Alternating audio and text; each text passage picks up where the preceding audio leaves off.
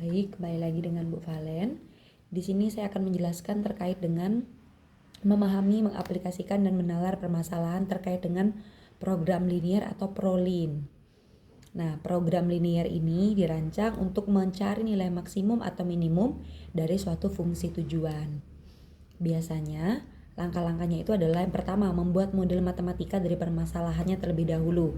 Jadi biasanya dari soal cerita, kita disuruh buat yang namanya model matematika. Kemudian kita menentukan daerah penyelesaian dari sistem pertidaksamaan linear dua variabelnya, kemudian menentukan nilai optimum suatu fungsi tujuan dan membuat kesimpulan.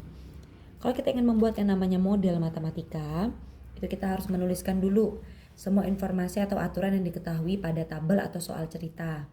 Kemudian kita membuat permisalan dari objek yang belum diketahui dalam bentuk variabel-variabel, misalkan variabel X dan juga variabel Y.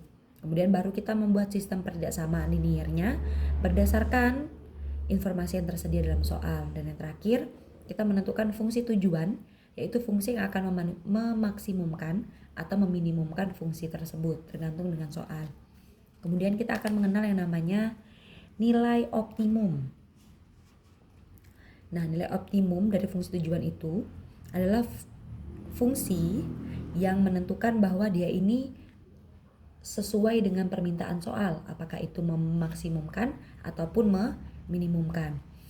Kita bisa menggunakan dua metode. Yang pertama metode uji titik pojok. Oke, metode yang pertama untuk mencari nilai optimum dari fungsi tujuan yaitu adalah metode uji titik pojok. Caranya adalah yang pertama, kita menggambarkan daerah himpunan penyelesaian dari sistem pertidaksamaan yang ada. Kemudian kita menentukan titik-titik pojok daerah penyelesaian tersebut. Kemudian cara menentukan nilai dari fungsi objektifnya adalah jika kita ingin memaksimumkan fungsi objektif, maka kita memilih titik yang paling besar, dan jika ingin meminimumkan, maka kita pilih titik yang paling kecil. Kemudian ada metode yang kedua, yaitu metode garis selidik.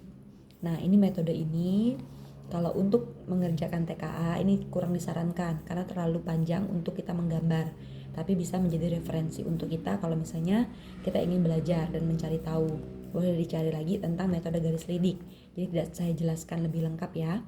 Kemudian kita akan mengenal yang namanya daerah penyelesaian sistem pertidaksamaan linier dua variabel. Nah, daerah penyelesaian itu seperti ini. Nah, yang diarsir-arsir inilah yang disebut sebagai daerah penyelesaian. Ada dua jenis daerah penyelesaian. Yang pertama adalah berbentuk daerah tidak terbatas dan berbentuk daerah tertutup. Kalau tidak terbatas dia biasanya langsung, entah itu dia sangat ke atas atau sangat ke bawah tanpa dipotong oleh garis. Sedangkan kalau misalnya dia adalah daerah penyelesaian berbentuk daerah tertutup, biasanya dia berbentuk seperti ini. Dia akan dibatasi oleh beberapa garis. Gitu ya. Jadi mungkin materi ini akan sulit kalau cuma dijelaskan, tapi lebih baik nanti ketika kita mengerjakan soal itu lebih baik ketika membahasnya. Terima kasih.